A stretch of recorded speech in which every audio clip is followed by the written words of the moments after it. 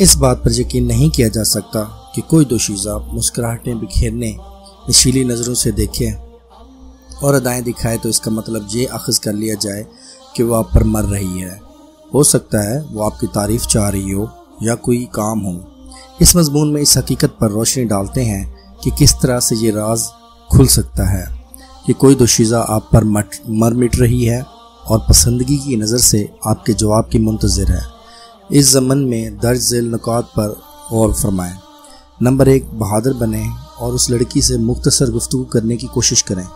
گفتگو سنجیدگی کا مظاہرہ کریں اور ہونے والی بات چیت کو پورے دھیان سے سنیں۔ گفتگو کے بعد اس پر غور کریں اور ہو سکتا ہے کہ آپ کو کوئی ایسا اشارہ مل جائے جس سے لگے کہ آپ ہی اس کی پسند ہیں۔ اس کی شرمائی ہوئی آواز، گھبراہٹ کا عنصر، ہنسنے کا انداز اور لہجے کا اتار چڑھاؤ آپ کے سوال کا جواب دے گا۔ لڑکیوں کا غول اور گروہ میں رہنے والی لڑکیاں عام طور پر ان لڑکوں کو بدھو بناتی ہیں جن سے تعلق دوستی کے نام پر ہوتا ہے۔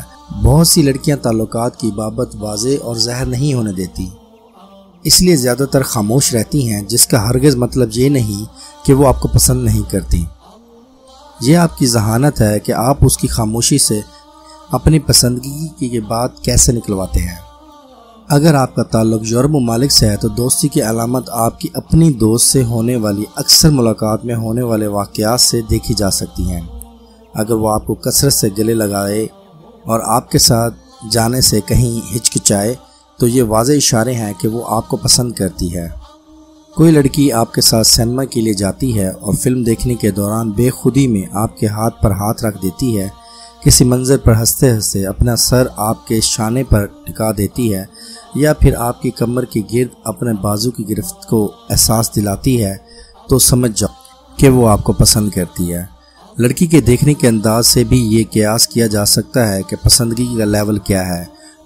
آپ صرف اپنے ساتھی دوست لڑکی کی آنکھوں میں آنکھیں ڈال کر دیکھیں، اگر تو وہ شرما کر نظر جھکا لیتی ہے تو اس کا ہرگز مطلب یہ نہیں کہ وہ آپ کو دل دے، تو یہ غیر اخلاقی حرکت ہے، لیکن ایک ٹیسٹ کے طور پر کرتے ہیں، کوئی حرج نہیں۔